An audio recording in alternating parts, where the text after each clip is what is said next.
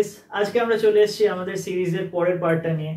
এই সিরিজে আমরা কভার করছি সিকিমের বেশ কিছু ইম্পর্টেন্ট প্লেসেস এবং আজকে আমাদের এই কন্টিনিউয়েশনে আমরা কভার করব সিকিমের দুটো খুব ফেমাস প্লেসেস। আগের দিন তোমাদের সাথে শেয়ার করেছিলাম যে কিভাবে আমরা পেলিংয়ের লোকাল সাইট সিইং করলাম। সেখানে আমরা কভার করেছিলাম রাবদান্সের রুইন্স এবং তার সঙ্গে সঙ্গে কেচিওপাড্রি লেক, আরও অনেক কিছু। আজকে আমরা কভার করতে চলেছি খুব ইম্পর্টেন্ট দুটো প্লেসেস। যখন লোকেরা সিকিম যায় তখন সিকিম ট্রিপের মধ্যে দুটো জায়গা তারা কখনোই মিস করতে চায় না। এক হচ্ছে কি রাবাংলা বুদ্ধা পার্ক, যেখানে কিনা one of the biggest Buddha statues রয়েছে of this part of India, and second is Namchi Chardham. তো আজকে সেই দুটো জায়গা আমরা কভার করব। যদিও আমরা মাঝখানে একটা দিন রেস্ট পেয়েছিলাম, বিকজ আগের দিন পেলিংয়ের লোকাল সাইট সিইং করে আমরা সবাই খুব টায়ার্ড হয়ে গেছিলাম। একদিন রেস্ট করার পরে আমরা বেরিয়ে পড়লাম রাবাংলার উদ্দেশ্যে। আমাদের প্ল্যান ছিল একই দিনের মধ্যে রাবাংলা অ্যান্ড নামচি আমরা কভার করব। গাড়িওয়ালার সাথে সেরকমভাবে কথা ছিল এবং সকাল সকাল আমরা বেরিয়ে পড়লাম। যদিও রাবাংলা অব্দি পৌঁছাতে আমাদের বেশ কিছুটা সময় লেগেছিল, অ্যান্ড তারপরে রাবাংলার সেই বুদ্ধা পার্ক কভার করার জন্য, সেখানকার পিকচার্স ক্লিক করার জন্য, ভিডিওস তোলার জন্য লেগেছিল বেশ খানিকটা সময়। But it was a memory worth remembering.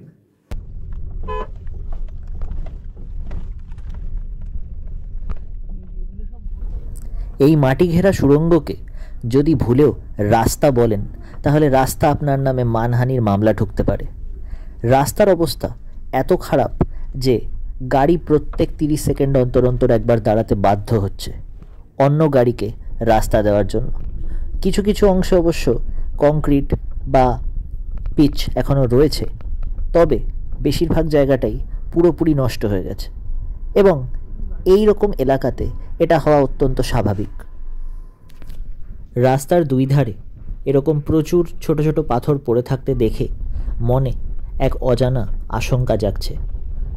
পাহাড়ের ওপর থেকে পাথর পড়ে গাড়ি ফ্ল্যাট হয়ে যাওয়া এ তো প্রচুর মুভিতে প্রচুরবার দেখা, তাই মনে এক আশঙ্কা জাগছে। পরিস্থিতি এমনই, নিজের গাড়ি ছাড়া অন্য কোনো গাড়িকেও খাদের কিনারা দিয়ে চলতে দেখলে মনে ভয় জাগতে পারে।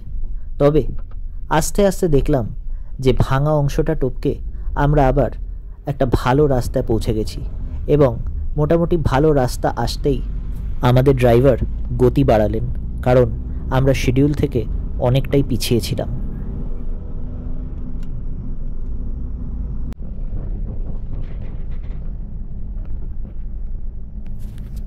রাস্তায় একটু ব্রেকফাস্ট সারতে আমাদের কিঞ্চিত দেরি হয়েছিল, বাট আমরা পৌঁছে গেলাম রাবাংলায়। রাবাংলায় ঢুকতে আমাদের মোটামুটি 11:30 বাজল এবং আমরা পৌঁছে গেলাম তথাগত সাল অর্থাৎ বুদ্ধা পার্কের সামনে।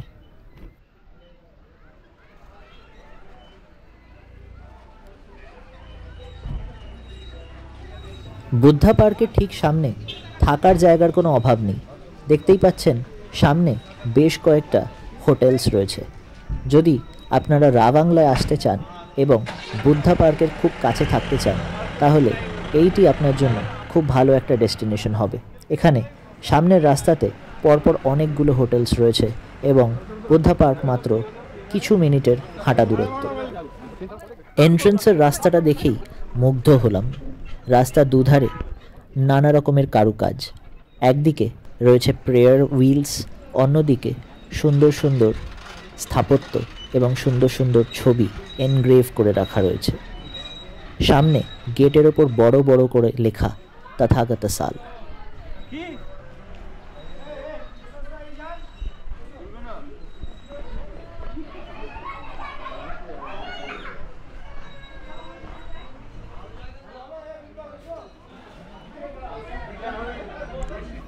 টিকিট খরচা মাথাপিছু 80 টাকা লেগেছিল।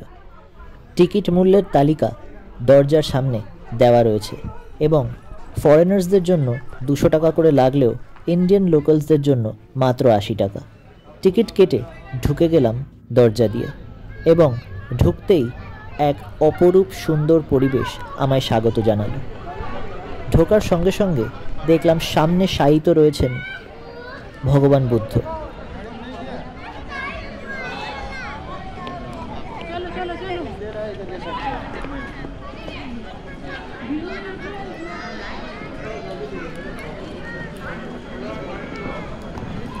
নিশ্চিন্ত নিদ্রায় মগ্ন তথাগত।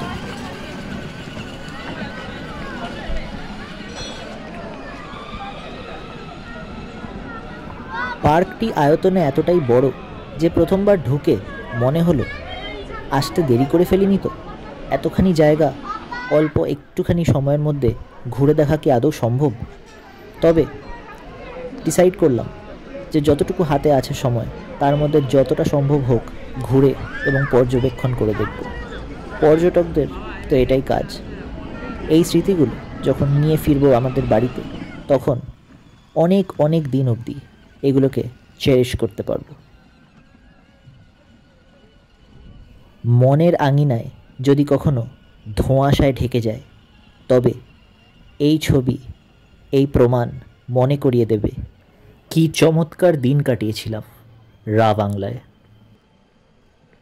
নেহাত মোটর বাইকটা চালাতে জানি না, নয়তো বাচ্চাটাকে মোটর বাইক চালাতে দেখে লোভ যে কম হচ্ছিল তা নয়, তবে হাতে সময় কম। সামনে বাঁদিকে একটা ছোট্ট কিন্তু খুব সুন্দর মার্কেট আছে।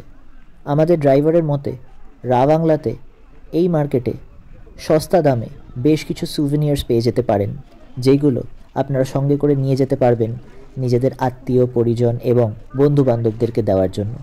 তাই এই মার্কেটটা একবার ঘুরে দেখা প্রয়োজন। এছাড়া এখানে বেশ কিছু খাবারের দোকানও চোখে পড়ল এবং এতখানি জার্নি করে এসে ট্যুরিস্টদের বেশ একটু পেট পুজো করতে চোখে পড়ল। তার সঙ্গে এই দিকটাতেই রয়েছে ওয়াশরুম এবং পুরো জায়গাটা বেশ পরিষ্কার পরিচ্ছন্ন।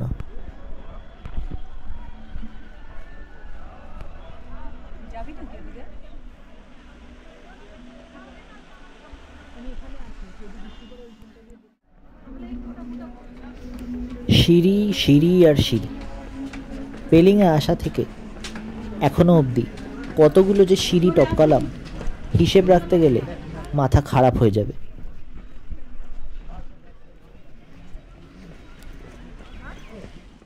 যতটা সম্ভব পা চালিয়ে এগোতে শুরু করলাম, কারণ হাতে সময় বড়ই কম। নিচ থেকে যেই পর্যটকেরা সিঁড়ি বেয়ে উপরে উঠে আসছিলেন তাদেরকে দেখে বোঝাই যাচ্ছিল তারা এতটা পথ অতিক্রম করে বেশ ক্লান্ত। তবে আমার কাছে নিচে যাওয়া ছাড়া আর কোনো উপায় তো ছিল না।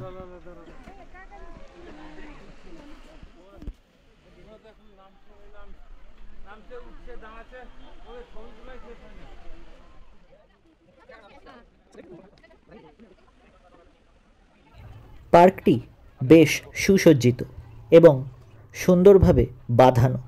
চারিদিকে বেশ কয়েকটা ফোয়ারা চোখে পড়ল এবং রাস্তাটা খুব সুন্দরভাবে গাছে ঘেরা। এখানে আসলে এই নিরালা পরিবেশে বেশ একটা শান্তি অনুভব করা যায়। যারা নিজেদের বাড়ি থেকে বা কাজের চাপ থেকে 2-3 দিন একটু আরামে, একটু নিশ্চিন্তে, একটু শান্তিতে কাটাতে চান তাদের জন্য এই বুদ্ধা পার্ক হতে পারে একটা দারুণ ডেস্টিনেশন। ফাইনাল কয়েক ধাপ সিঁড়ি, যা হবে কপালে ভেবে উঠতে শুরু করলাম। তবে দেখে ভালো লাগলো যে আমি একা নই, আরও বেশ অনেকেই এই সিঁড়ি বেয়ে ওপরে উঠছেন।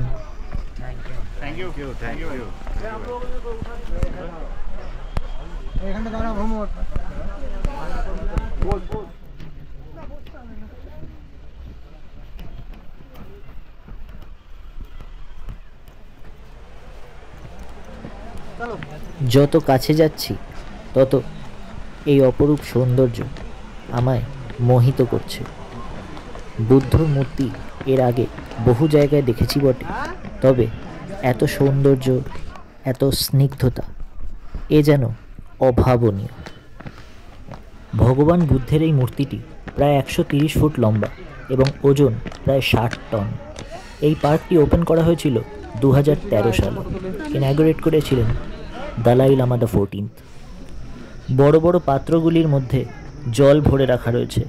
এগুলো ন্যাচারাল রেন ওয়াটার এবং বৃষ্টির সময় এই পাত্রগুলিতে জল ভরে যায়। বৃষ্টি অবশ্য এখানে লেগেই আছে।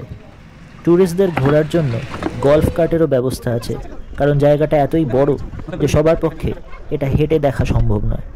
তবে লোকেরা এই মূর্তিটির চারিদিকে পায়ে হেঁটে পরিক্রমণ করে থাকে।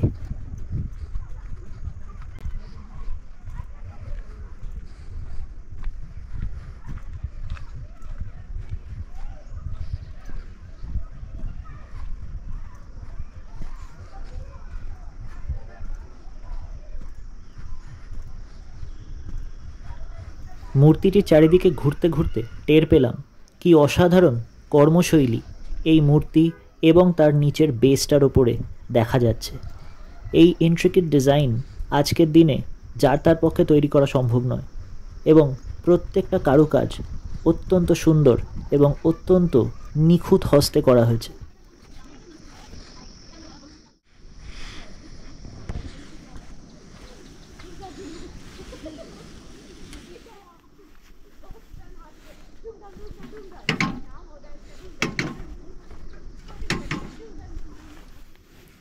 প্রেয়ার হুইলসগুলো ঘোরাতে আমার বেশ ভালোই লাগছে, এবং এই দিকটায় খুব একটা কেউ আসে না। চারিদিকটা কেমন যেন নিঝুম, নিস্তব্ধ।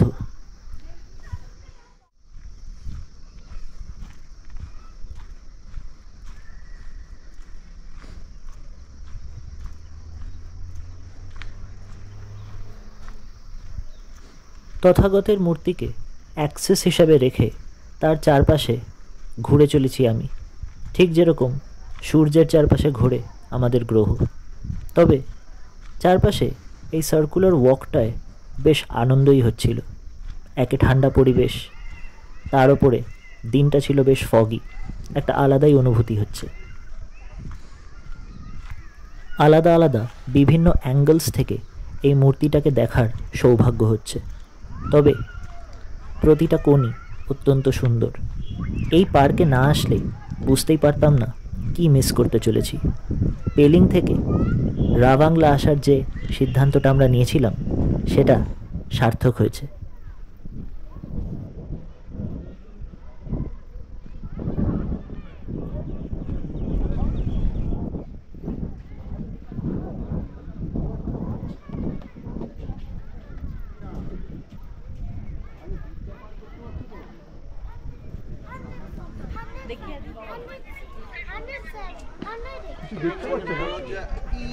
পরিক্রমা শেষ করে পৌঁছে গেলাম মূর্তির সামনে। এইবার ফিরতে হবে, অনেকটা দেরি হয়ে গেছে। তবে ওপর থেকে এই সুন্দর পার্কের একটা ভিউ না নিলে চলতো না। দেখুন, পার্কটার ঠিক মাঝখানে অবস্থিত সেই ফোয়ারা যেটা ঢোকার সময় দেখেছিলাম, এবং চারিদিকটা সবুজ এবং কি সুন্দর দেখুন।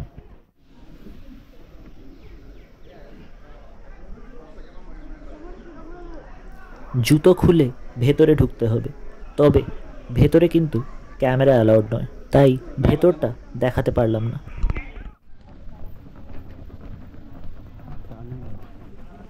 ফিরে আসার পথে চোখে পড়ল এই আজব সুড়ঙ্গ। ভেতরে সুন্দর লাইটের ডেকোরেশন, বেশ একটা আলাদাই অনুভূতি হচ্ছে।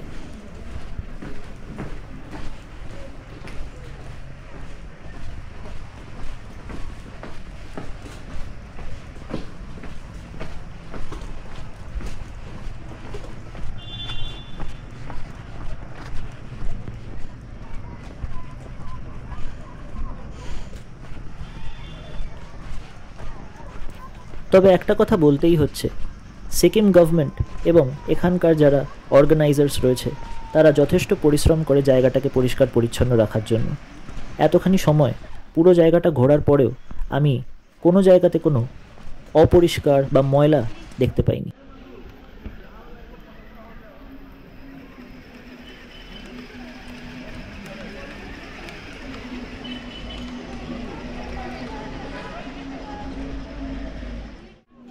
এখানে একটা ছোট স্টল আছে যেখান থেকে আপনি সিকিমের ট্রেডিশনাল জামাকাপড় ভাড়ায় নিয়ে সেগুলো পরে ছবি তুলতে পারেন। তবে আমাদের কাছে এসব করার সময় ছিল না, তাই শুধু ভিডিওতে রাখলাম। ঘন্টা দুয়েক বুদ্ধা পার্কে কাটিয়ে বেরিয়ে পড়লাম। আমাদের নেক্সট লোকেশন নামচি। নামচির চারধাম দারুণ একটা জায়গা, এবং যত পর্যটকেরা ওখানে যান তারা প্রত্যেকেই নামচি চারধামটা কিন্তু মিস করেন না। বেরোতে বেরোতে কিছুটা দেরি হলো ঠিকই, তবে পুরোটাই আমরা আগে থেকেই ভাবনা চিন্তা করেই রেখেছিলাম। নামচিতে অবশ্য চারধাম ছাড়া আরও বেশ কিছু দেখার জায়গা আছে বটে, তবে আমরা এই ট্রিপে শুধুমাত্র চারধামটাই ঘুরব, কারণ আমরা একই দিনে যেহেতু রাবাংলা এবং নামচি কভার করে রাত্রের মধ্যে ফিরে যাব নিউ জলপাইগুড়ি স্টেশনে, তাই আমাদের হাতে বেশি সময় নেই। তবে নামচি চারধাম এই ভিডিওতে কভার করা পসিবল হলো না, কারণ ভিডিওটা অলরেডি 15 মিনিটের বেশি লম্বা হয়ে গেছে। তাই নেক্সট ভিডিওতে ফেরত আসবো নামচি চারধাম ভ্রমণ নিয়ে।